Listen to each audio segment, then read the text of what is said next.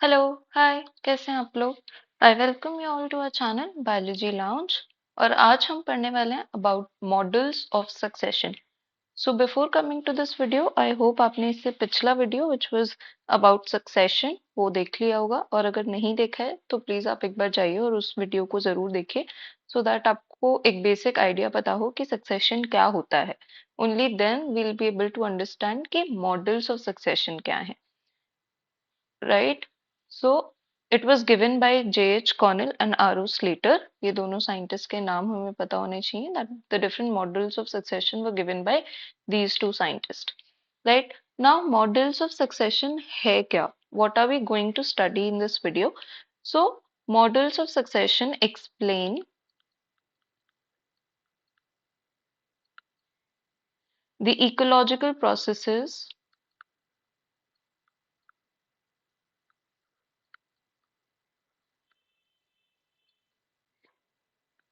of community change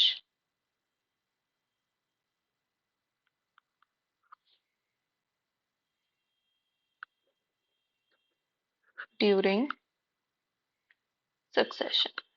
तो ये models हमें क्या बताने वाले हैं, they are going to tell us about the ecological processes of community change. मतलब किस तरह से कम्युनिटी चेंज हो रही है ड्यूरिंग सक्सेशन।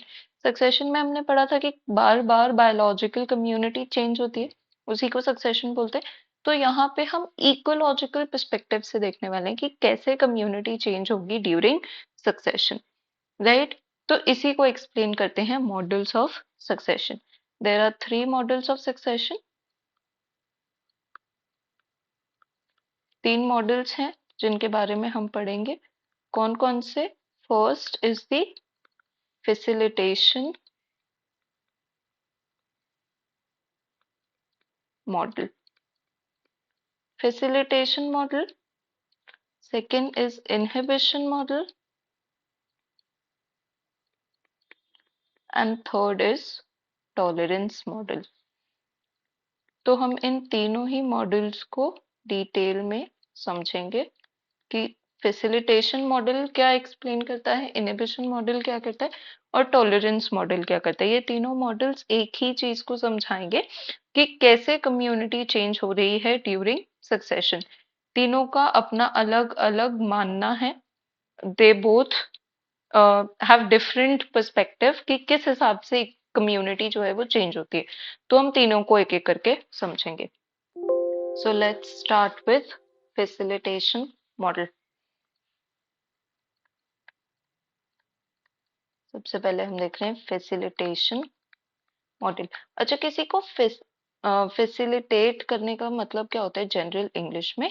फैसिलिटेट करना एक तो होता है कि आप किसी को, किसी का सम्मान कर रहे हो, एंड सेकेंडली किसी का हेल्प कर रहे हो, किसी को फैसिलिटेट कर रहे हो, किसी के लिए कोई चीज इजी कर रहे हो, दैट इज फैसिलिटेशन। तो फैसिलिटेशन मॉडल का मतलब भी कुछ ऐसा ही है। इसमें हम क्या देखते हैं कि कोई एक पर्टिकुलर स्पीशीज है, वो पर्टिकुलर स्पीशीज क्या कर रही है, अगली आने वाली स्पीशीज के लिए कंडीशंस को बेटर बना रही है। ए इज फैसिलिटेटिंग, इसीलिए हम यहाँ पे प्लस का साइन लगाते हैं। ए इज फैसिलिटेटिंग बी, ए जो है वो बी के लिए कंडीशंस इजी बना रही है कि अभी तो ये बहुत टफ एनवायरनमेंट था, मैंने इसमें कुछ कुछ चेंजेस कर दिए हैं, now it is easier for you to come here and get established. आप यहाँ आओ और अब आप यहाँ पर एस्टैब्लिश हो जाओ। सो दैट इज फैसिलिटेशन मॉडल। अब बी क्या करेगा, बी फिर से इस एनवायरनमेंट में कुछ चेंजेस करेगा, किसके लिए? टू हेल्प सी, कि सी के लिए जो कंडीशंस हैं वो अच्छी हो जाए। तो बी सी को फैसिलिटेट कर रहा है कि आप आओ और आप अब यहाँ पे रहो क्योंकि मैंने कंडीशंस आपके लिए इजी कर दी हैं। सो दैट इज फैसिलिटेशन मॉडल। इसको हम लिख के समझते हैं। फैसिलिटेशन मॉडल क्या बोलता है? According to this model,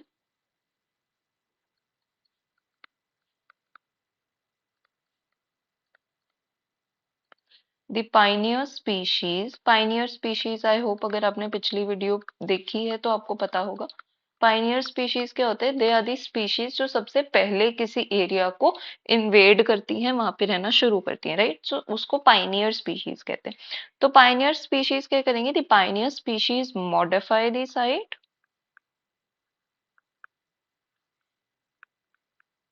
making it more suitable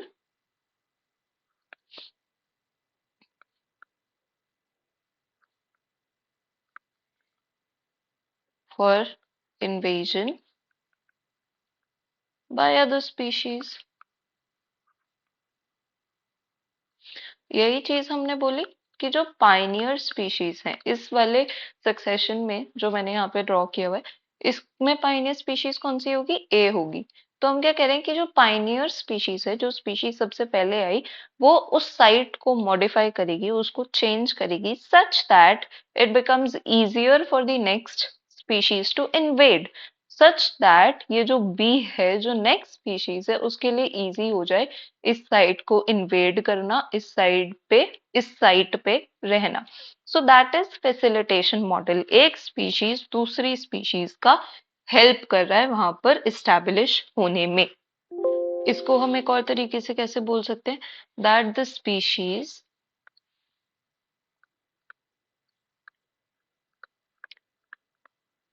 modify the environment to make it progressively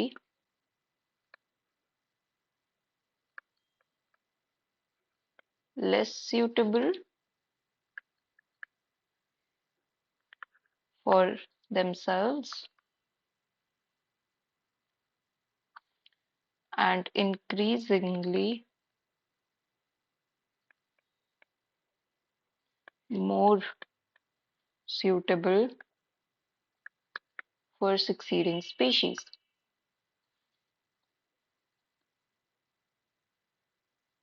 तो हमने क्या बोला कि ये जो मॉडिफिकेशन हो रहा है, जो हमने फर्स्ट पॉइंट में बोला था, फर्स्ट पॉइंट में हमने क्या बोला था कि जो पाइनियर स्पीशीज है वो मॉडिफाई करेगी साइट को। मॉडिफाई कैसे करेगी? इस तरीके से मॉडिफाई करेगी कि अपने लिए तो उसको लेस सूटेबल बना देगी, लेकिन दूसरी यानी अगली स्पीशीज के लिए मोर सूटेबल बना देगी। अगली स्पीशीज का वहां रहना फैसिलिटेट करेगी, जबकि अपना वहां रहना बेकार करेगी कि ठीक है, I will not live at this place any more, लेकिन आप आइए और आप यहाँ पे अब रह सकते हो। I have modified the environment such that. ठीक है, so that is facilitation model. यहाँ पे ये जो प्लस का साइन है, ये प्लस क्या रिप्रेजेंट कर रहा है? This plus will represent facilitation. ठीक है, प्लस इंडिकेट करेगा, मैं लिख देती हूँ, this will indicate facilitation. Facilitation का मतलब मैंने समझा दिया है, that it will indicate helping, कि मैं अगली स्पीशीज की हेल्प करूंगा कि आप यहाँ पे आओ और यहाँ पे रहो। सो दैट इज हाउ एक दूसरे की हेल्प कर करके बार बार जो सीरियल स्टेजेस हैं वो चेंज होंगी until and unless climax is reached. A B के लिए इजी बनाएगा, बी सी के लिए इजी बनाएगा, सी डी के लिए बनाएगा, डी किसी और के लिए बनाएगा, and this will go on until climax is reached. So this is facilitation model. I hope ये समझ आ गया होगा। So the second model that we are going to talk about is inhibition model। Again नाम से हमें कुछ कुछ समझ आएगा। इनहिबिट करने का मतलब क्या होता है? किसी को रोकना, किसी को इनहिबिट करना, राइट? तो इनहिबिशन मॉडल में भी हम यही पढ़ेंगे कि कैसे एक स्पीशीज दूसरे स्पीशीज को उधर आने से, उधर इस्टेब्लिश होने से इनहिबिट करेगी, रोकेगी। That is inhibition model. ठीक है, इसको हम ये बोल सकते हैं that this is opposite of facilitation model. ये चीज तो आप भी मानोगे क्योंकि नाम ही ऑपोजिट है। फैसिलिटेट करने का मतलब क्या है? अगले स्पीशीज को आने में हेल्प करना। इनहिबिशन मॉडल का मतलब क्या है? अगले स्पीशीज को आने से इनहिबिट करना, उसे रोकना। So both of them are opposite to each other, पहली चीज। अब ये मॉडल कहता क्या है ये समझते हैं। अकॉर्डिंग टू दिस मॉडल, ये मॉडल क्या कह रहा था? Pioneer species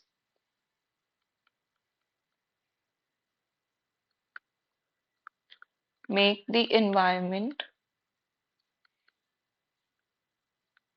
less suitable for for the other species। हमने क्या बोला कि जो पाइनियर स्पीशीज है, मतलब जो भी स्पीशीज पहले आई, जो भी पाइनियर स्पीशीज है, वो अगले आने वाले स्पीशीज के लिए उस एनवायरनमेंट को लेस सूटेबल बनाएगी। जबकि फैसिलिटेशन में हमने क्या बात की थी कि जो पाइनियर स्पीशीज है वो अपने लिए लेस सूटेबल बनाएगी और अगले के लिए मोर सूटेबल बनाएगी। यहाँ पे उल्टा है, पाइनियर स्पीशीज बोल रही है कि मैं पहले आ गई, तो अब मैं ऐसा एनवायरनमेंट तो नहीं बनने दूंगी कि आप यहाँ पे इजिली इस्टेब्लिश हो पाओ। ये मेरा इलाका है, मैं यहाँ पे रहूंगी। So it makes the environment less suitable for the next species. कैसे लेस सूटेबल बनाता है? दे secrete some toxic biochemicals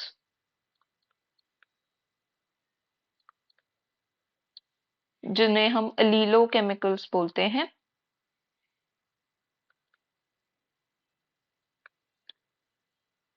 into the soil, which inhibit the growth of other species। तो हमने क्या बोला, this is one way of inhibiting, ठीक है। एक एग्जाम्पल से हम ये समझ रहे हैं कि ये जो भी पाइनियर स्पीशीज वहां पे आई, उस पाइनियर स्पीशीज ने क्या किया, ऐसे टॉक्सिक केमिकल्स या फिर अलीलो केमिकल्स सॉइल में सिक्रीट करने शुरू कर दिए जो किसी और स्पीशीज को वहां पे ग्रो ही नहीं होने देंगे, जो किसी और स्पीशीज के ग्रोथ के लिए इनहिबिटरी होंगे। सो that is how they the pioneer species can inhibit another species, ठीक है। इसके बाद थर्ड पॉइंट क्या आएगा, that development at any site depends on who gets there first। कैसे डेवलपमेंट होगी ये इस चीज पे डिपेंड करेगा कि वहां पे कौन पहले आया। जो पहले आया वो अपने आप को वहां पे इस्टेब्लिश करेगा और अगले वाले स्पीशीज को वहां आने नहीं देगा। सो जो पहले आया, अगर ए पहले आया तो ए इस्टेब्लिश होगा, बी पहले आया तो बी इस्टेब्लिश होगा। सो that is how inhibition model works. Another thing which is very important is that the succession pattern is not orderly। हमने क्या बोला कि जो सक्सेशन पैटर्न है वो ऑर्डरली नहीं है। अब इस डायग्राम को समझते हैं। इस डायग्राम में देखो ए, बी, सी एंड डी। यहाँ पे आप देखो, आपको कोई ऑर्डर नजर आ रहा है कि पहले ए आया या बी आया या सी आया या डी आया, या ए के बाद ही बी आया या ए के बाद डी आया या ए के बाद सी आया? कोई ऑर्डर नहीं है। तो वही ये पॉइंट एक्सप्लेन करे that succession pattern is not orderly. कोई एक प्रॉपर ऑर्डर नहीं है जो हम बोल सकें कि यही एक ऑर्डर फॉलो हो रहा है और इस ऑर्डर में चल रहा है। जबकि फैसिलिटेशन मॉडल में एक ऑर्डर हमें दिख रहा था, हमें दिख रहा था कि ए आया, ए के बाद बी आया, बी के बाद सी आया, लेकिन सी के बाद डी आया। बट इन इनहिबिशन मॉडल हमें ऐसा कोई ऑर्डर नजर नहीं आएगा। हमें नहीं पता ए की सी के साथ भी एरो है, ए की बी के साथ भी है, ए की डी के साथ भी है। सो आई डू नॉट नो, आई मुझे ये भी नहीं पता सबसे पहले ए आया या बी आया या सी आया या डी आया। सो that is inhibition model, that succession pattern is not orderly. कोई भी पहले आ सकता है, ए भी आ सकता है, बी भी, सी भी और डी भी। जो भी आएगा वो किसी और को आने नहीं देगा। तो मैं ये भी नहीं बोल सकती कि सी के बाद डी ही आया होगा, I do not know. So that is inhibition model. Development at any site किस पे डिपेंड करेगी, कौन वहां पे सबसे पहले आए। जो वहां सबसे पहले आए वो अपने आप को वहां इस्टेब्लिश करेगा, किसी और को आने नहीं देगा, ठीक है। अब हम एक ये वाला डायग्राम से भी समझ लेते हैं। इस वाले डायग्राम में हम कुछ नहीं बोल रहे, हमने पिछले डायग्राम में प्लस प्लस लगाया था, यहाँ हमने माइनस माइनस लगाया।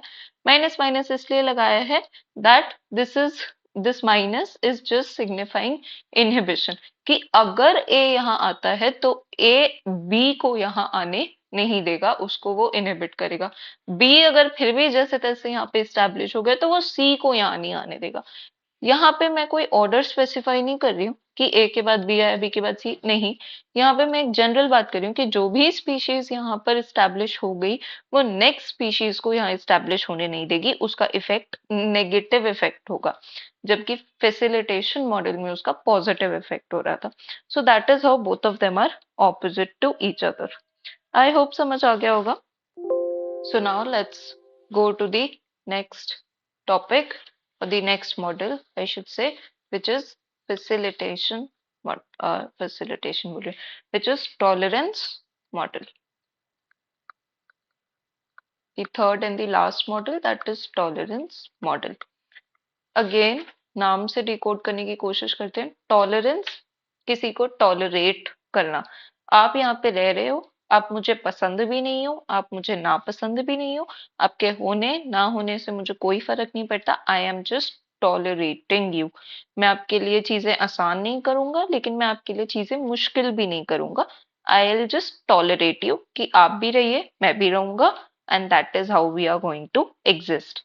That is tolerance model.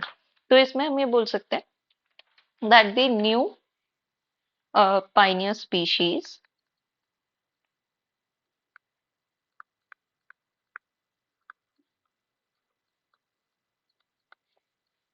neither inhibit nor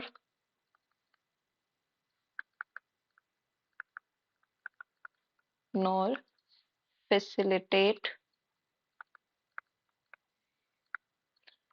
the growth and success of other species। ना उनकी हेल्प करेगी, ना उनको इनहिबिट करेगी। आप यहाँ पे आ गए, नो प्रॉब्लम, आप यहाँ पे शांति से रहिए जैसे मैं यहाँ पे शांति से रह रहा हूँ। अब देखिए इसके इस मॉडल के रिप्रेजेंटेशन में हमने कहीं पे भी ना प्लस लगाया ना माइनस लगाया, ना ही तो फैसिलिटेट कर रहा है ना ही इनहिबिट करेगा। So that is facilitation model. क्या बोल सकते हैं हम? That all species learn the tolerance to survive. हर कोई एक दूसरे को टॉलरेट करना सीख जाता है कि आप भी यहाँ पे सरवाइव कीजिए, हम भी यहाँ पे सरवाइव करें, let's tolerate each other and live peacefully.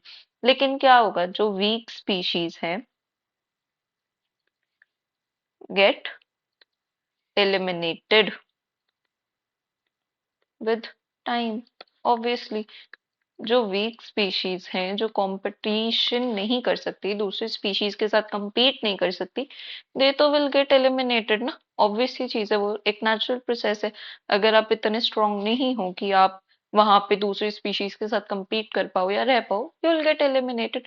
और जो बाकी बची हुई स्पीशीज हैं दे विल लिव पीसफुली। कोई और स्पीशीज आएगी, वो अपने आप को एस्टेब्लिश करेगी। सो that is how tolerance model works, कि हमें आपसे कोई मतलब नहीं है, आपको हमसे कोई मतलब नहीं है, आप अपना रहिए, हम अपना रहेंगे। एक और पॉइंट हम क्या देखते हैं, that any species can start the succession.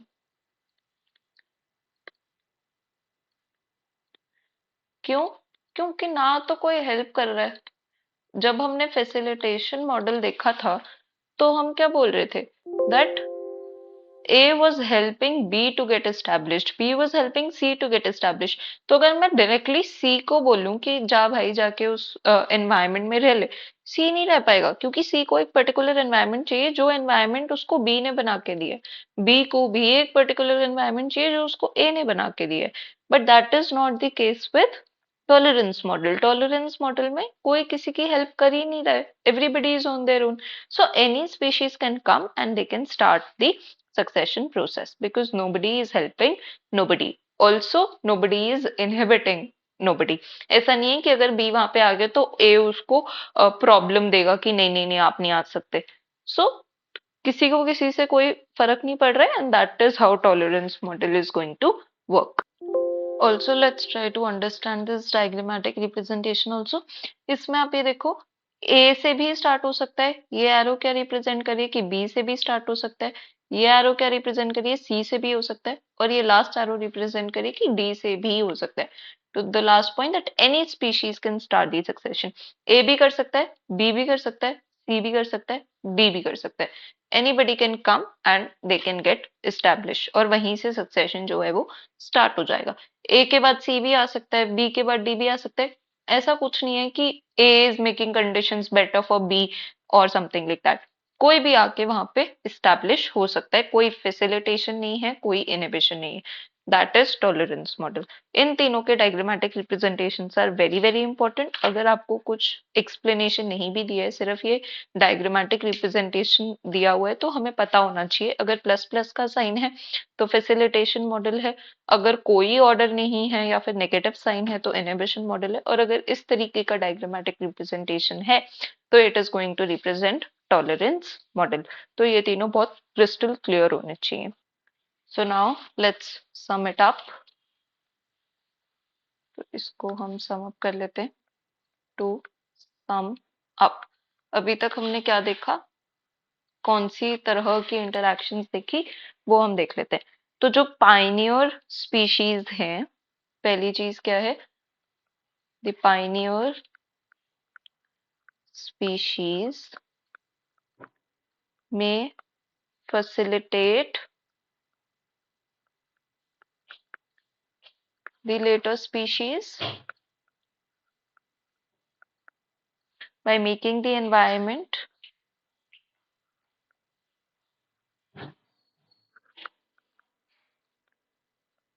more suitable. Mhm. By making the environment more suitable for them. ये क्या है, this is facilitation model.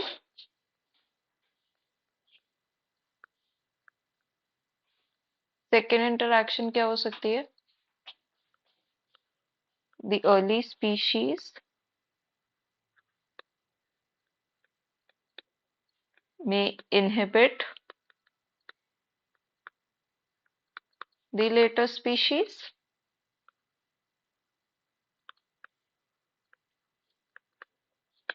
इसका अगर इनहिबिट कर रहे हैं तो कौन सा मॉडल हो जाएगा, inhibition model. And third interaction क्या हो सकता है, the early species may be independent of the later species। उसका later species से कोई लेना देना ही नहीं है। ये क्या हो जाएगा, this is tolerance model, right? So these are the three models: tolerance model, inhibition model and facilitation model। ठीक है, आई होप ये तीनों कंडीशंस समझ में आ गई होंगी। दे this was the topic for today, that is models of succession. अगर किसी को कोई भी डाउट है, you can please type it in the comments, या फिर आप मुझे मेल भी कर सकते हो। Also please join our Telegram channel biology Lounge, जहाँ पे आपको इस लेक्चर का पीडीएफ मिल जाएगा अगर आपको रिवाइज करना है या नोट्स बनाना है। So that is going to help you. Also, if you like these videos, please hit like and subscribe. Thank you for watching. Bye bye. Have a good day.